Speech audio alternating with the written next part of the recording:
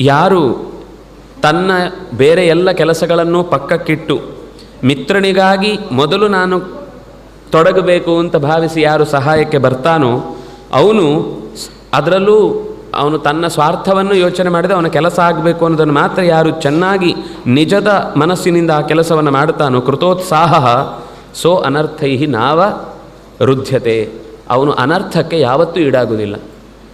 ನಮಗೆ ಸಹಾಯ ಆಗಿದೆ, ಈಗ ನಾವು ಯಾರಾದರೂ ಸಹಾಯ ಮಾಡಬಾರ್ದಿತ್ತ ಅಂತ ನಾವು ಅಂದ್ಕೊಳ್ತೇವೋ ಇಲ್ವೋ? ಹಾಗೆ ಯಾರಿಗೋ ಸಹಾಯಕ್ಕೆ ಬೇಕಾದಾಗ ನಾವು ಅದನ್ನು ಯೋಚನೆ ಅವನಿಗೂ ಇದೇ ಥರದ ಅಗತ್ಯ ಇದೆ ಅಂತ ನಾವು ಎಚ್ಚರ ಬರಬೇಕಲ್ವ.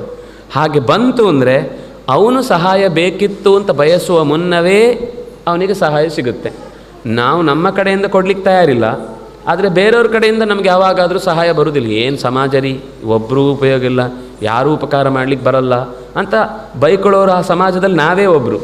ನಾವು ಯಾರಿಗೂ ಹೋಗಲಿಲ್ಲ ಅನ್ನೋದಕ್ಕೇ ಇವತ್ತು ಯಾರೂ ನಮಗೆ ಬರುವುದಿಲ್ಲ ಅನ್ನೋದು ಸತ್ಯ. ಆದರೆ ಯಾರು ನಿಜದ ಮನಸ್ಸಿನಿಂದ ಸಮಾಜಕ್ಕೆ ಒಳಿತಾಗಬೇಕು ಅಂತ ನಿರಂತರ ಶ್ರಮಿಸ್ತಾನೋ ಅವನಿಗೆ ಖಂಡಿತ ಅವನ ಅಪಾಯದ ಹೊತ್ತಿನಲ್ಲಿ ಎಲ್ಲೋ ಒಂದು ರಕ್ಷಣೆ ಸಿಕ್ಕೇ ಸಿಗುತ್ತೆ ಅಂತ ಹೇಳ್ತಾ